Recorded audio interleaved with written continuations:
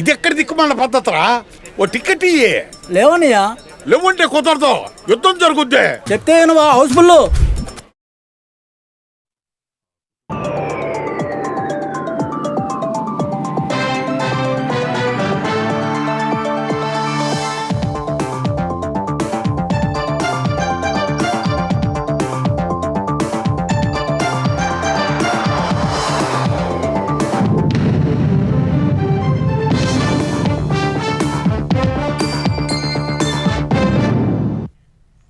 నమస్కారం, ETV news కు స్వాగతం. ముఖ్యాంశాలు.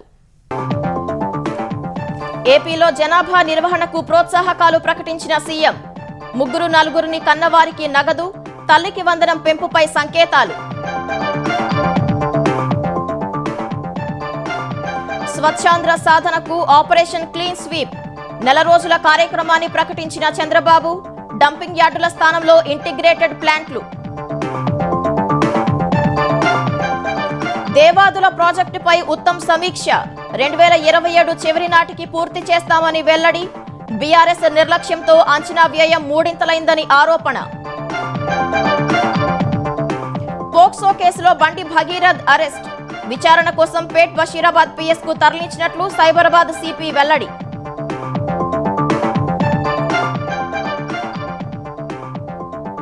మహబూబ్ నగర్ జిల్లా జడ్చర్లలో దారుణం. యువతిని కత్తితో పొడిచి చంపిన ప్రేమోన్మాది. చితకబాది పోలీసులకు అప్పగించిన స్థానికులు. ఉగ్రవాదులకు మాదక ద్రవ్యాలు రవాణా చేస్తున్న ముఠా గుట్టురట్టు. 182 కోట్ల విలువైన జిహాదీ డ్రగ్స్ స్వాధీనం చేసుకున్నట్లు అమిత్ షా వెల్లడి. నీట్ ప్రశ్నాపత్రం లీకేజ్ వ్యవహారంలో మరొకరు అరెస్ట్. పూణేకు చెందిన బోటనీ లెక్చరర్ మనీషా గుర్నాథ్ ను అదుపులోకి తీసుకున్న సిబిఐ. చైనాలో ట్రంప్ పర్యటన తర్వాత తైవాన్ పై మారిన అమెరికా వైఖరి. స్వాతంత్ర్యం కోసం యత్నించి ముప్పు కొని తెచ్చుకోవద్దని సూచన.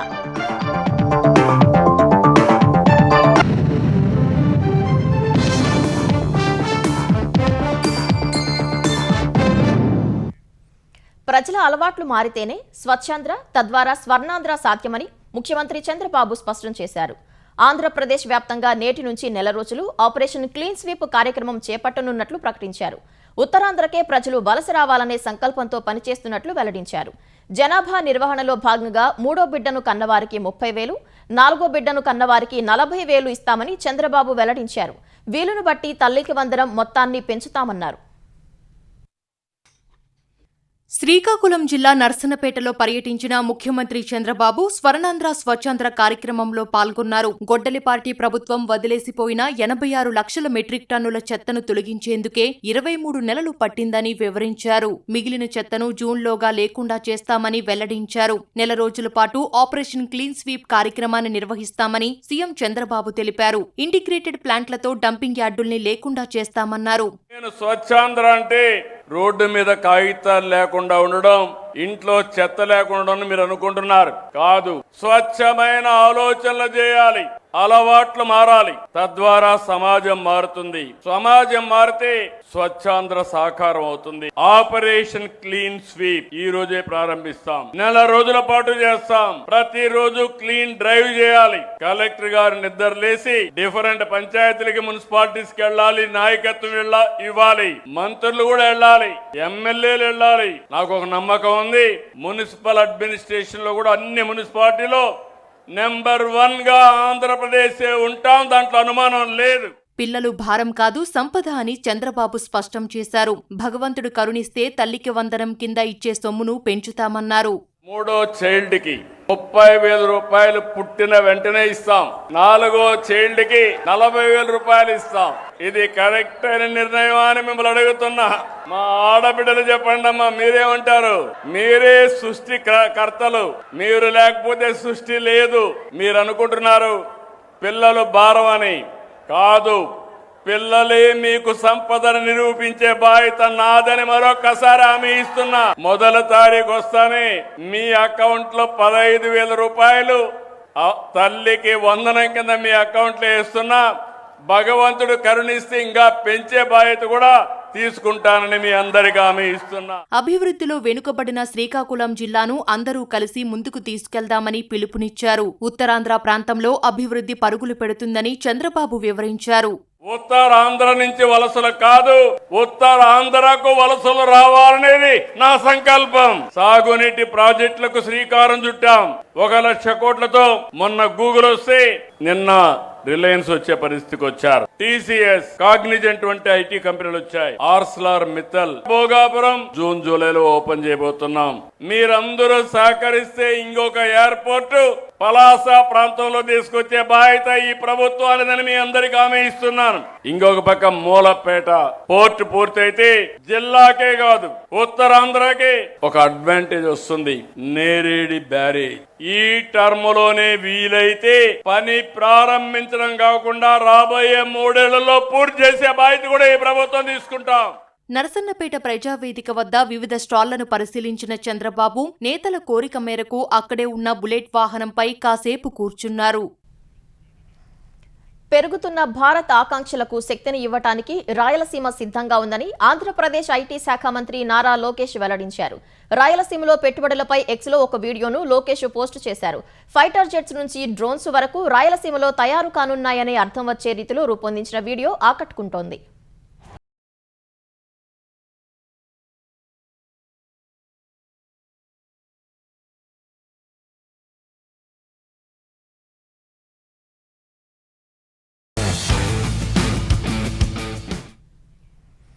దేవాదుల ఎత్తిపోతల పథకాన్ని 2027 డిసెంబర్ నెలాఖరుకు పూర్తి చేసేందుకు రూట్ మ్యాప్ సిద్ధం చేసినట్లు తెలంగాణ నీటిపారుదల శాఖ మంత్రి ఉత్తమ్ కుమార్ రెడ్డి తెలిపారు.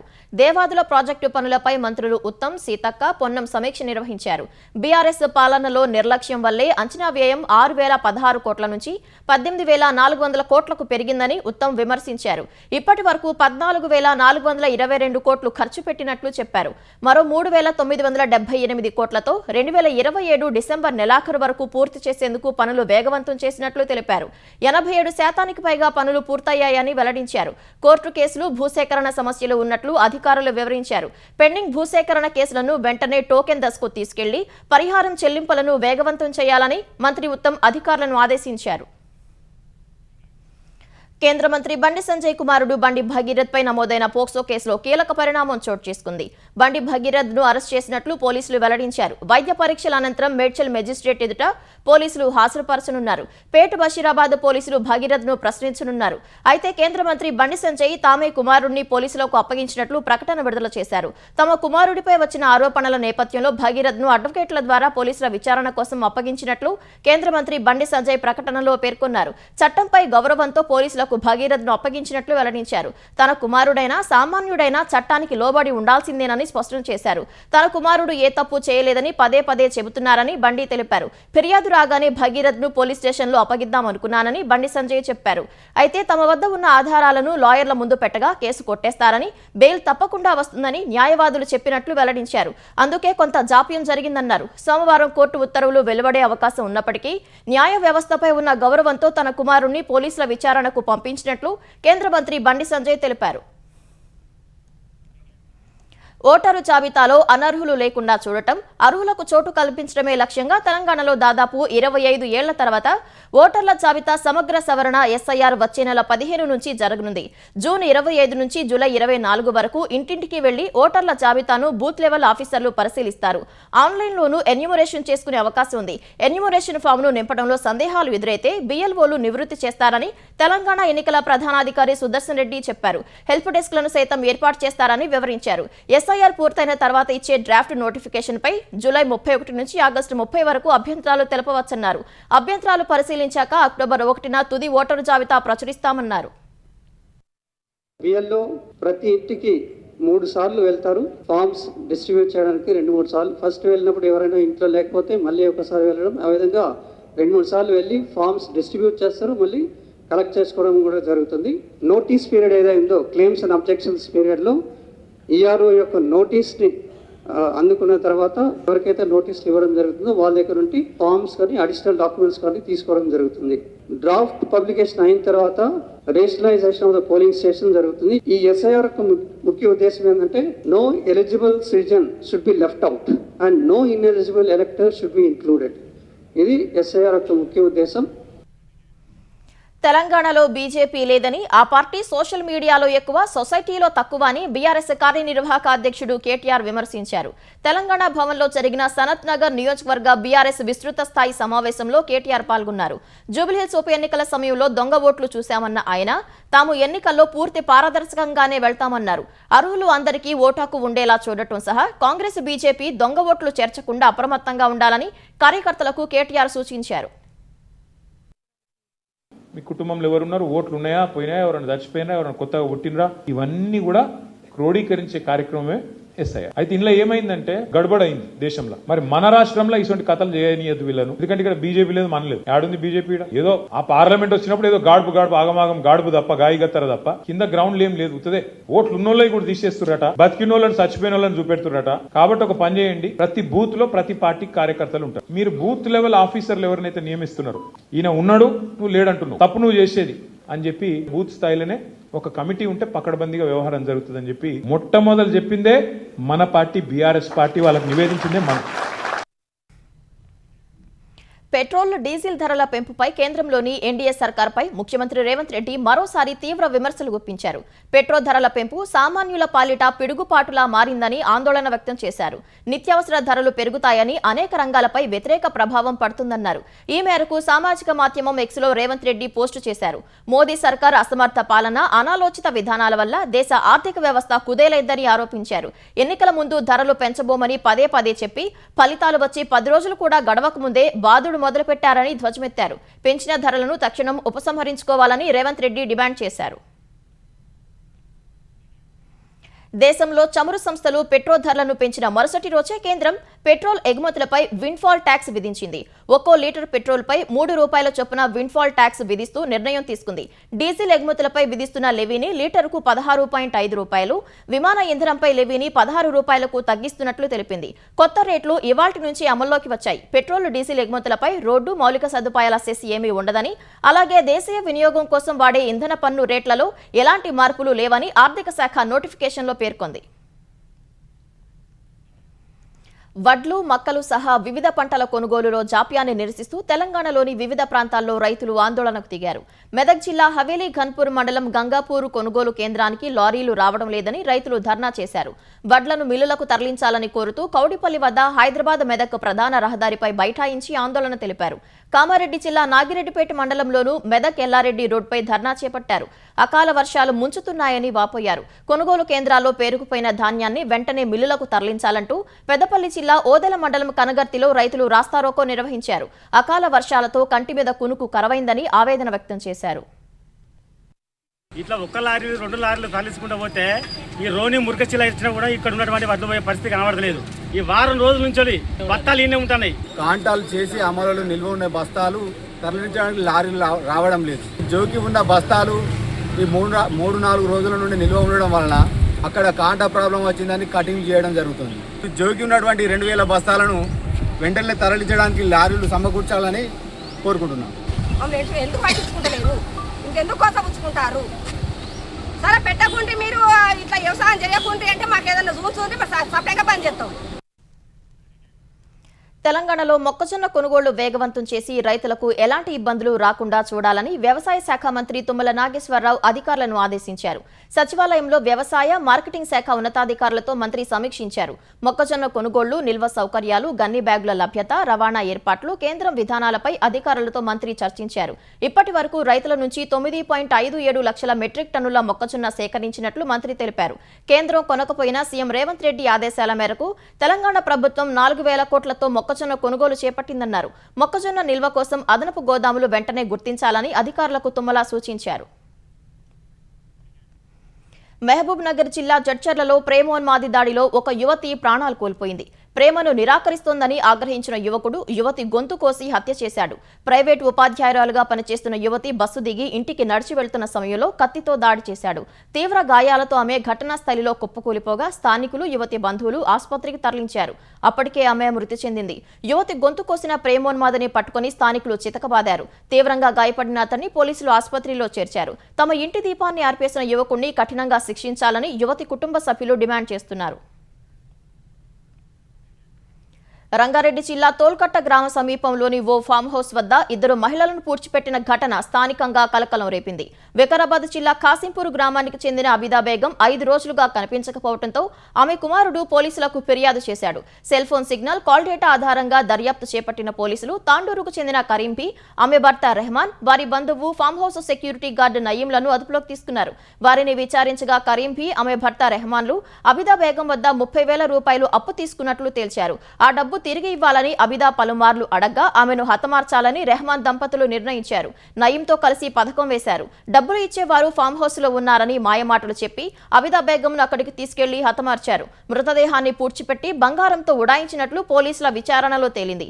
ఇదే తరహాలో 2 నెలలుగా కనిపించని మెహబూబీని కూడా వీళ్లే హత్య చేసి బంగారు ఆభరణాలు తీసుకున్నట్లు పోలీసులు గుర్తించారు.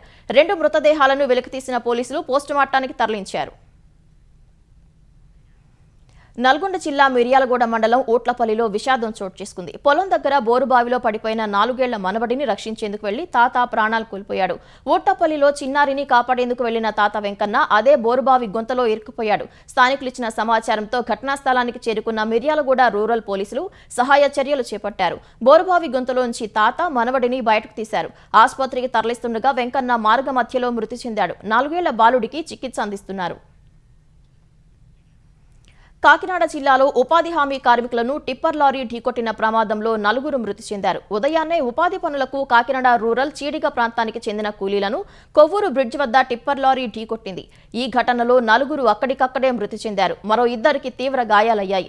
వాసంశెట్టి సత్యవతి, పాలిక కృష్ణవేణి, చిట్టెమ్మ, చెల్లూరి అన్నవరం ప్రమాదంలో మృతి చెందినట్లు పోలీసులు గుర్తించారు. మట్టపర్తి అరుణకుమారి, పాలిక నాగమణి తీవ్రంగా గాయపడ్డారు. డ్రైవర్ నిర్లక్ష్యమే ప్రమాదానికి కారణమని తోటి కూలీలు చెప్పారు. ఈ దుర్ఘటనపై దిగ్భ్రాంతి వ్యక్తం చేసిన ఏపీ ఉప ముఖ్యమంత్రి పవన్ కళ్యాణ్ పని ప్రదేశంలో ఇలాంటి ఘటన చోటు చేసుకోవడం కలచివేసిందన్నారు. 4 లక్షల పరిహారం త్వరగా అందించే ఏర్పాటు చేస్తామన్నారు.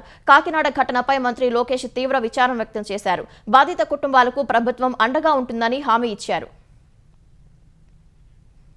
ఆంధ్రప్రదేశ్లో ఎంబీఏ, ఎంసీఏ కోర్సుల్లో ప్రవేశానికి నిర్వహించిన ఏపీ ఐసెట్ 2026 ఫలితాలను విద్యాశాఖ మంత్రి నారా లోకేష్ విడుదల చేశారు. ఫలితాల్లో 91.41% ఉత్తీర్ణత సాధించారని ఆయన తెలిపారు. పరీక్షకు 23,198 మంది అభ్యర్థులు హాజరయ్యారని వివరించారు. 21,205 మంది అర్హత సాధించారని పేర్కొన్నారు. అర్హత సాధించిన విద్యార్థులందరికీ లోకేష్ అభినందనలు తెలిపారు. భోగాపురం విమానాశ్రయ పనులపై నిరసన తెలిపిన రైతులను జేసీబీతో పక్కకు పెట్టడంపై విజయనగరం కలెక్టర్ రామసుందర్ రెడ్డి ఆగ్రహం వ్యక్తం చేశారు. బాధ్యులైన సిబ్బందిని మందలించారు. వారిని పోలీస్ కస్టడీలోకి తీసుకున్నట్లు చెప్పారు. భూములకు పరిహారం అందలేదంటూ విజయనగరం జిల్లా బైరెడ్డిపాలెంకు చెందిన బైరెడ్డి అప్పల నరసయ్య, తోటమ్మలు జేసీబీ తొట్టెలో కూర్చొని విమానాశ్రయ పనులను అడ్డగించారు. అయితే జేసీబీ సిబ్బంది వారిని అలాగే పక్కకు పెట్టారు. ఈ ఘటనను కలెక్టర్ తీవ్రంగా పరిగణించారు. నిరసనకు దిగిన రైతులకు ఆర్డీఓ సుధాసాగర్ కౌన్సిలింగ్ ఇచ్చినట్లు చెప్పారు. పరిహారం అంశం కోర్టు పరిధిలో ఉందని, రైతులకు న్యాయం చేస్తామన్నారు. అధ్యక్షుడు డొనాల్డ్ ట్రంప్ చైనా పర్యటన తర్వాత తైవాన్ విషయంలో అమెరికా వైఖరి పూర్తిగా మారినట్లు కనిపిస్తోంది. చైనా సైనిక శక్తి ముందు తైవాన్ చాలా చిన్నదని, అనవసరంగా స్వాతంత్ర్యం కోసం ప్రయత్నించి ప్రమాదం కొని తెచ్చుకోవద్దని ట్రంప్ హెచ్చరించారు.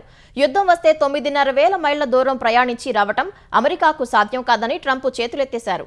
బీజింగ్ నుంచి తిరిగి వచ్చిన తర్వాత ఫాక్స్ న్యూస్ కు ఇచ్చిన ఇంటర్వ్యూలో ట్రంప్ ఈ విషయాలు తెలిపారు. యుద్ధం వస్తే 9,500 మైళ్ల దూరం ప్రయాణించి చైనాతో యుద్ధం చేయాలని తాను కోరుకోవటం లేదన్నారు. వన్ చైనా పాలసీ ప్రకారం తైవాన్ తమ అంతర్భాగమన్న జిన్పింగ్ వాదనను అమెరికా అంగీకరిస్తుందన్నారు. అయితే ప్రజాస్వామ్య, స్వయం పాలన కలిగిన ఆ ద్వీపంపై బీజింగ్ సార్వభౌమాధికార వాదనను తామెప్పుడూ గుర్తించలేదన్నారు. తైవాన్ కోసం $14 బిలియన్ ఆయుధ ప్యాకేజీని ప్రతిపాదించిన విషయాన్ని ట్రంప్ గుర్తు చేశారు. అమెరికా చిప్ పరిశ్రమను తైవాన్ దొంగిలించిందని ఈ సందర్భంగా ట్రంప్ ఆరోపించారు. ట్రంప్ వ్యాఖ్యలను చైనా ప్రభుత్వం స్వాగతించింది. అటు ట్రంప్, జిన్పింగ్ శిఖరాగ్ర సమావేశం తర్వాత పరిణామాలను నిశితంగా పరిశీలిస్తున్నట్లు తైవాన్ ప్రభుత్వం తెలిపింది. సెమీ కండక్టర్ల విషయంలో భారత్ కీలక ముందడుగు వేసినట్లు ప్రధాని నరేంద్ర మోదీ తెలిపారు. భారత్లో సెమీ కండక్టర్ ప్లాంట్ల పనులు జరుగుతున్నాయని, మేడ్ ఇన్ ఇండియా చిప్లు తయారవుతున్నాయని పేర్కొన్నారు. 5 రోజుల విదేశీ పర్యటనలో భాగంగా నెదర్లాండ్స్ వెళ్లిన మోదీ ఆ దేశ రాజధాని హేగ్లో ప్రవాస భారతీయులతో సమ్మేళనాన్ని నిర్వహించారు. అనంతరం మాట్లాడిన ప్రధాని ది హేగ్ నగరం భారతీయ స్నేహానికి సజీవ చిహ్నంగా మారిందని కొనియాడారు. కాలం మారినా భారతీయ సంస్కృతి మారలేదని గుర్తు చేశారు. డిజిటల్ చెల్లింపుల్లో ప్రపంచంలోనే భారత్ అగ్రస్థానంలో ఉందని తెలిపారు. నెలకు $20 బిలియన్ విలువైన డిజిటల్ లావాదేవీలు జరుగుతున్నాయని వివరించారు. భారత్లో ఒకప్పుడు 4 యూనికార్న్ సంస్థలు ఉండగా ప్రస్తుతం 100కు పైనే ఉన్నాయని ప్రధాని తెలిపారు. పశ్చిమాసియాకు భారీ మొత్తంలో అక్రమంగా డ్రగ్స్ రవాణా చేస్తున్న అంతర్జాతీయ మాదక ద్రవ్యాల ముఠా నెట్వర్క్ ను నార్కోటిక్స్ కంట్రోల్ బ్యూరో ఎన్సీబీ ఛేదించింది. ఉగ్రవాద ముఠాలు విరివిగా వాడే క్యాప్టగాన్ అనే ప్రమాదకరమైన జిహాదీ డ్రగ్ ను ఎన్సీబీ తొలిసారి స్వాధీనం చేసుకుంది. ఈ మేరకు కేంద్ర హోంమంత్రి అమిత్ షా సామాజిక మాధ్యమం ఎక్స్ లో పోస్టు చేశారు. ఆపరేషన్ రేస్పిల్ లో భాగంగా ఎన్సీబీ పెద్ద ఎత్తున క్యాప్టగాన్ డ్రగ్స్ ను సీజ్ చేసినట్లు వెల్లడించారు. అంతర్జాతీయ మార్కెట్లో ఈ డ్రగ్స్ విలువ సుమారు 182 కోట్ల రూపాయలు ఉంటుందని తెలిపారు. ఓ విదేశీయుడిని అరెస్ట్ చేశామన్నారు. దేశ చరిత్రలోనే తొలిసారి దొరికిన ఈ డ్రగ్ ను గుజరాత్ లోని ముంద్రా పోర్ట్, ఢిల్లీలో నేప్సరాయ్లలో పట్టుకున్నట్లు ఆయన తెలిపారు. నీట్ యూజీ ప్రశ్నాపత్రం లీకేజ్ కేసులో మరో ప్రధాన సూత్రధారిని సీబీఐ అరెస్ట్ చేసింది. పూణేకు చెందిన senior botany lecturer Manisha Gurnath ను సీబీఐ అధికారులు అదుపులోకి తీసుకున్నారు. నీట్ ప్రశ్నాపత్రం రూపొందించిన బృందంలో మనీషా కూడా సభ్యురాలని తెలిపారు. అందుకే ఆమెకు బోటనీ, జువాలజీ ప్రశ్నలు తెలుసన్నారు. గత నెలలో పూణేకు చెందిన మరో నిందితురాలు మనీషా వాగ్మారే సాయంతో కొంతమంది నీట్ అభ్యర్థులను మనీషా గుర్నాథ్ చేరదీసినట్లు వెల్లడించారు. పూణేలోని తన నివాసంలో ఆ విద్యార్థులకు మనీషా ప్రత్యేక శిక్షణా తరగతులు నిర్వహించినట్లు తెలిపారు. అప్పుడే వారికి బోటనీ, జువాలజీ ప్రశ్నలను లీక్ చేసినట్లు అధికారులు వివరించారు. మే 3న జరిగిన నీటి ప్రశ్నాపత్రంతో ఆ ప్రశ్నలు సరిపోయినట్లు తెలిపారు. ఈ కేసులో ఇప్పటి వరకు 9 మందిని సీబీఐ అరెస్ట్ చేసింది.